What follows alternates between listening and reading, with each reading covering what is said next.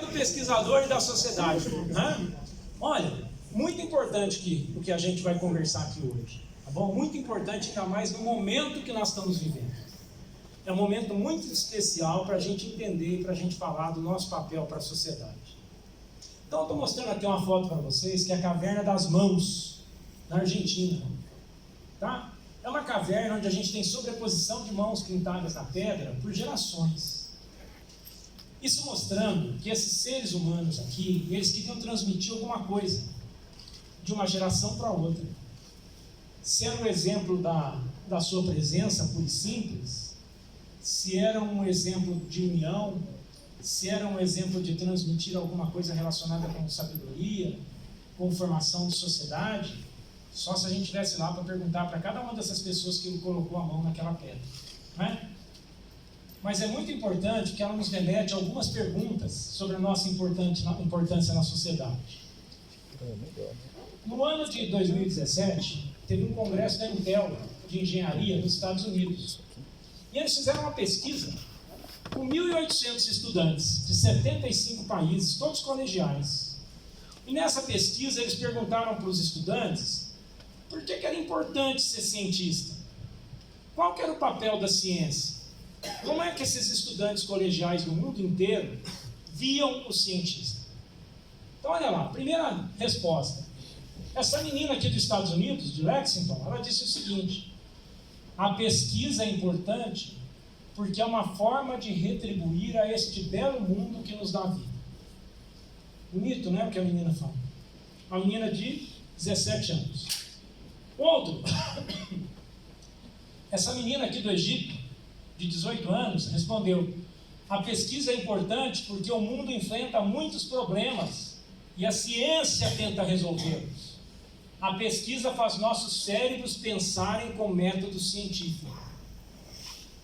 Uma outra pessoa, esse menino do Brasil, de Charqueadas, né, respondeu o seguinte: acho que a pesquisa é importante porque é a única maneira de melhorar o mundo para nós. Ao pesquisar e aplicar o que descobrimos, nós vamos melhorar o mundo. Um último exemplo, essa menina da Indonésia aqui respondeu o seguinte: que a ciência é importante porque a partir da ciência podemos saber tudo e podemos fazer tudo para descobrir o que queremos saber. Ou seja, a pesquisa é reveladora, a pesquisa é transformadora na visão dessa menina.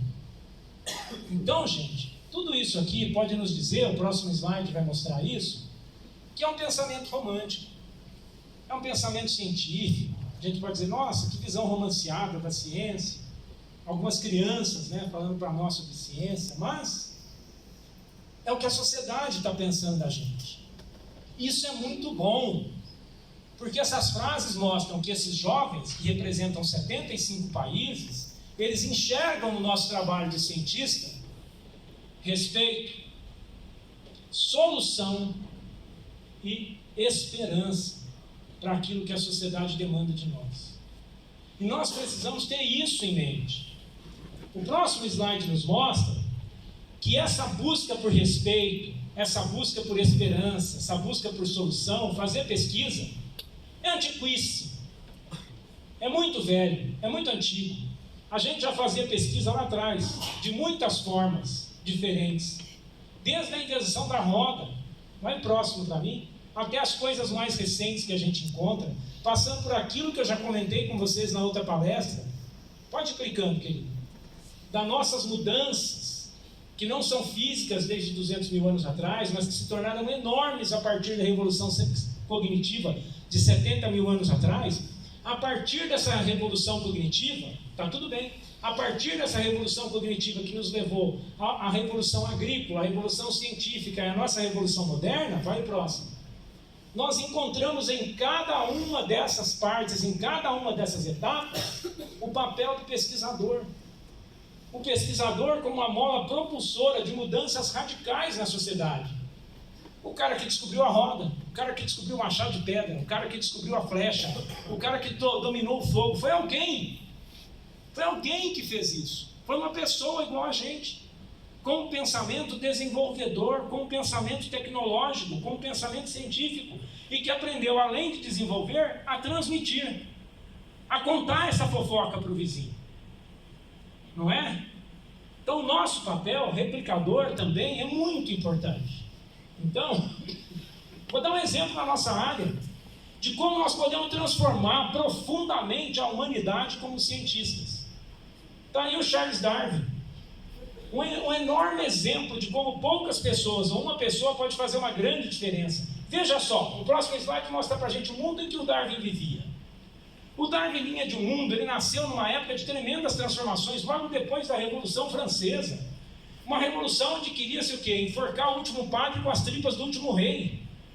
Isso aqui é a figura do Delacroix, né, que retratou a liberdade trazendo a nova bandeira francesa e correndo em cima dos corpos dos vencidos, não é?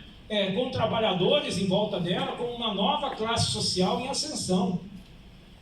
Isso é uma mudança, isso é uma transformação. Darwin estava nesse período de mudanças, de transformação. Como que era a pirâmide social na época do Darwin, quando ele nasceu? Em 12 de fevereiro de 1809, quando Darwin nasceu, quem mandava era o Napoleão. Napoleão estava pondo fogo na Europa. Esse homem até 1815 foi o terror da Europa lá, estava dominando tudo. Como que era a pirâmide social que Napoleão estava destruindo essa pirâmide, tentando destruir essa pirâmide social, né? na França, com as grandes mudanças sociais, e como ela ainda predominava na Inglaterra da Rainha Vitória, que vai assumir de 1837, vai viver até 1901. E lembrem-se, a origem das espécies é de 1859, no meio dessa confusão. Então, você tinha Deus, que dizia quem ia ser rei, que dizia quem ia ser nobre, que dizia quem ia estar no segundo estado, que eram os nobres menores, e que dizia que o povo, que era a base de tudo isso, de toda essa sustentação, inclusive a elite capitalista que começava a surgir no mundo, da revolução industrial, da produção industrial, ela era a base de sustentação de toda essa pirâmide, porém sem direitos sociais quase que nenhum. Ela trabalhava para sustentar essas categorias aqui. Isso estava colocando o mundo em polvorosa. Quando Darwin publica A Origem das Espécies, o que ele diz na Origem das Espécies? No primeiro título dela ele já diz, né? A preservação das raças na sua sobrevivência pela vida, né? Uma luta, disputa, e ele coloca alguns exemplos lá dentro que ele mesmo considerou infelizes depois e que poderiam dar origem a algum outro tipo de pensamento equivocado, como foi o que aconteceu, né? A origem das espécies, ela diz que as espécies são mutáveis. Então, se os animais mudam, se a sociedade dos animais mudam, por que eu tenho que continuar na minha aqui, achando que aquele lá vai ser rei sempre, que aquela lá vai ser rainha sempre, que aquele outro vai ser nobre sempre, e eu tenho que estar aqui para ser sempre pisado? Não, isso pode mudar. Então, Darwin veio de uma família de Whigs, livre pensadores, tanto por parte de pai quanto por parte de mãe. Os avós do Darwin se reuniam nas pastagens das fazendas à noite, numa sociedade chamada como Sociedade dos Lunáticos. Eles criaram uma sociedade lunática. Eram chamados de doidos, lunáticos. Por quê? Porque eles falavam para o pessoal da fazenda o seguinte, ó, vocês ficam aí na casa, porque eles não queriam que ninguém escutasse a conversa deles. Porque nós vamos lá no pasto observar a lua. A gente gosta de ficar junto, bebendo e vendo a lua. E os caras ficavam lá na fazenda, os trabalhadores, olhando, falando, um maluco lá, observando a lua. Como é que eles chamam? Lunático, né? Na verdade, eles estavam o quê? Conspirando, vislumbrando o crescimento do primeiro embrião capitalista, uma sociedade de livres pensadores que ia combater os Tory, os conservadores a favor do establishment. O que eles precisavam? De todo o apoio possível. Você quer um apoio melhor do que uma base científica que diga para você que uma classe dominar a outra é socialmente aceito? Porque é natural? O grande medo do Darwin era como a sociedade iria enxergar as suas descobertas científicas do mundo animal. Não é? Por isso ele demorou tanto tempo com a origem das espécies. Então o que acontece? Na Inglaterra ela se torna o berço da Revolução Industrial e o Darwin cria as bases com o livro A Origem das Espécies para o surgimento do capitalismo, as bases naturais do surgimento do capitalismo e do antropocentrismo. A origem das espécies tira Deus do centro do universo e coloca lá o homem. Você não precisava de nenhum Deus criador. Você tinha agora a natureza, pura e simples, a ciência para explicar como todas as espécies tinham se desenvolvido.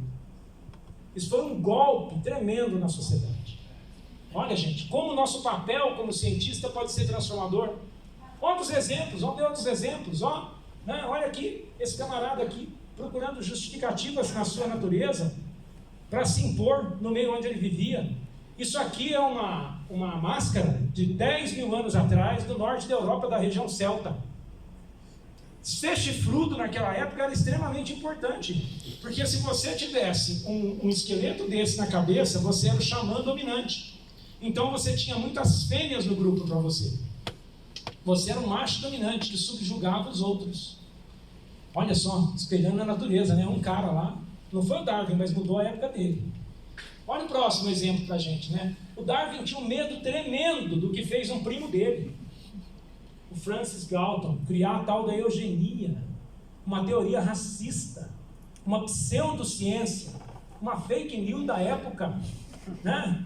Uma fake news que durou muito tempo e trouxe repercussões muito negativas para o século XX, como todos nós sabemos. A eugenia foi a mola propulsora do fascismo, né? Como a gente vê renascer hoje, infelizmente, em algumas sociedades. Não é? O próximo, então, vai mostrar para a gente, o próximo slide, a nossa importância como cientista, né? Que o cientista tem uma responsabilidade social tremenda, um papel transformador muito grande. Vai próximo para mim? Então, aquilo que a gente faz como cientista, nós temos que ter muita preocupação, porque isso pode ser muitas vezes irreversível. E depois que a gente inventa alguma coisa, ela sai do nosso poder. Depois que você descobriu uma teoria nova, depois que você publicou, aquilo é domínio público. O que outros vão fazer com o que você descobriu, se vão usar para o bem, se vão usar para o mal, vai além da sua vontade. Então nós temos que pensar muito bem em como a gente trabalha a ciência. Porque olha só, nós temos exemplos desde o nosso cidadão que inventou a roda, e olha como a roda foi se transformando, né? Bacana, foi muito importante. Precisou de um cientista lá. Eu não sei o nome dele, infelizmente, mas ele inventou a roda. Olha aqui, outro exemplo de transformação total na humanidade. O Jenner, um médico e naturalista, que inventou a vacina contra a varíola. Ele viu lá umas vacas na fazenda, com os carocinhos no mamilo da vaca, achou que aquilo parecia com as feridas da varíola, achou que aquilo era um tipo de varíola animal, resolveu fazer alguns experimentos, pegou um menino lá de 12 anos de idade lá para fazer um teste no menino, olha como é que era, né, o negócio, né? Não passou pelo comitê de ética nem nada, né? Ele pegou lá, inoculou aquele sangue da vaca no menino, aí descobriu que o menino desenvolveu uma varíola, assim, super fraquinha, amenizada, e depois não pegou varíola de jeito nenhum mais, né? Aí começou a testar em outras pessoas e acabou descobrindo uma forma de combater a varíola. E esse cara aqui, vocês lembram quem ele foi? Esse cidadão do chapeuzinho, com o cigarrinho no canto aqui, né? Ele inspirou lá naquele filme Os Arquivos X, tinha lá o canceroso, vocês lembram? O cara do chapéu e o cigarrinho, né? O inventor da bomba atômica. Ele coordenou o grupo que inventou a bomba atômica. Isso mudou a história da humanidade. A ciência muda a história da humanidade todo dia. Então, gente, nós temos que trabalhar a ciência com muita ética, porque nós temos um papel transformador tremendo na sociedade. A sociedade nos escuta. Olha como a sociedade, embora eles queiram negar, ela respeita sim o professor. A sociedade respeita sim o cientista. Por isso eles ficam procurando um monte de falsos cientistas aí para tentar dar como é que fala, sustentabilidade às hipóteses mais malucas que eles inventam, né? Eles não têm fundamento científico nenhum, acham um louco lá, com nenhuma publicação na vida, sabe lá Deus como é que conseguiu virar professor de uma universidade, né? Para dizer que não está ocorrendo aquecimento global, para dizer que não está ocorrendo desmatamento na Amazônia, para dizer que vacina não cura nada, né? Ainda pode dar autismo, né? Nossa senhora, um doido varrido falar um negócio desse, né? Então, ainda encontra isso, como foi na época do combate ao cigarro, que as empresas contratavam, é comprovado isso, todo mundo sabe, público notório, contratavam médicos, contratavam cientistas para falar que cigarro não causava câncer, ganhando milhões. Milhões. Tá? Então, ética é muito complicado, a gente tem que olhar muito bem a ética dentro da ciência, tanto aspecto político, aspecto psicológico, educacional, os próprios aspectos científicos, econômicos, legais, assistenciais, até aspectos espirituais e culturais estão envolvidos com aquilo que a gente desenvolve em ciência. E nós temos que estar atentos, nós temos que respeitar, porque nós queremos que a nossa ciência seja aceita, e não que cause mais reação, que cause mais negatividade. Até o modo como a gente leva a nossa ciência para a sociedade tem que ser visto com cautela, tem que ser visto com cuidado. Por isso Darwin esperou 40 anos. Por isso ele não pôs o carro nas frentes dos bois. Por isso ele ficou 40 anos se embasando cientificamente de uma coisa que ele já sabia, para que fosse irrefutável. Tá? Então o próximo mostra para a gente que a nossa responsabilidade é imensa e que nós temos sim que sair da bolha onde a gente vive. Como disse a professora Mônica aqui mais cedo, a gente tem o dever de levar para a sociedade respostas. Não precisam ser necessariamente produtos, mas nós temos que levar as respostas, nós temos que mostrar para a sociedade o que nós estamos fazendo aqui dentro. E nisso nós falhamos muito. A gente muitas vezes fala de nós para nós mesmos, e nós temos que falar com a sociedade, mostrar para ela o valor daquilo que vocês todos estão desenvolvendo aqui. Que é um valor imenso, um valor tremendo. Nós não sabemos o que tem um genzinho de um besouro, que pode estar aí uma menina estudando o comportamento daquele besouro, e isso pode trazer um benefício para a humanidade tremendo, a gente não sabe. Quem diria que uma mama infeccionada de uma vaca ia transformar numa vacina? Coisa que a gente usa hoje, quantas vidas isso já salvou? Não é? A gente não sabe de onde vai vir resposta, por isso nós precisamos da ciência básica, que dá sustentação à ciência aplicada. Então, nós temos que estar de olho nos pagadores de impostos. Nós trabalhamos para esse povo. A nossa realidade, a nossa responsabilidade social é imensa. Porque nós temos que dar resposta para um bancário, nós temos que dar resposta para um lavrador, nós temos que dar resposta para um lixeiro, nós temos que dar resposta para um policial, para um padeiro. Nós temos que dar resposta para toda uma sociedade. E da forma adequada. E sem delongas. Então o próximo mostra para a gente que é nosso dever sim dar essas respostas para uma sociedade que ainda enxerga na gente solução e esperança. Como disseram aquelas meninas lá, né? E a gente pega, próximo por favor, pode passar para mim. O que eu digo para vocês? Para a gente poder chegar naquilo lá que a sociedade espera de nós, tem um ideal. Nós temos que fazer um ideal para chegar naquilo. Mas o ideal é muito difícil, o ideal é a perfeição. Pouquíssimos de nós vão conseguir fazer o ideal. Então a gente tem que tentar fazer o possível. Aquilo que dá para cada um da gente fazer. E dentro desse possível tem aquilo que é o necessário. O necessário nós temos que fazer, porque ele pode nos aproximar do possível, para levar a gente a dar uma resposta e ter respeito da sociedade. Manter esse respeito que a gente tem. Então, no próximo slide, a gente mostra que a gente, até hoje, depois de 9.000 anos das cavernas na Argentina, a gente continua pondo as mãozinhas na pedra. Porque a gente continua buscando maneira de nos expressar, de transmitir as nossas emoções, de transmitir o nosso conhecimento. A sociedade, através dessas mãozinhas aqui, ela mostra para a gente que ela continua a entender e aprovar o papel transformador da ciência. No próximo slide, a gente mostra para vocês que o pesquisador é importante, como disseram aquelas meninas lá atrás, naquele congresso, porque ele gera ciência, que nos ajuda a retribuir tudo que esse belo mundo nos dá. A vida. O que nós fazemos nada mais é do que retribuir a vida que esse mundo nos deu. Tá bom? Então é isso aí. Espero que vocês tenham gostado.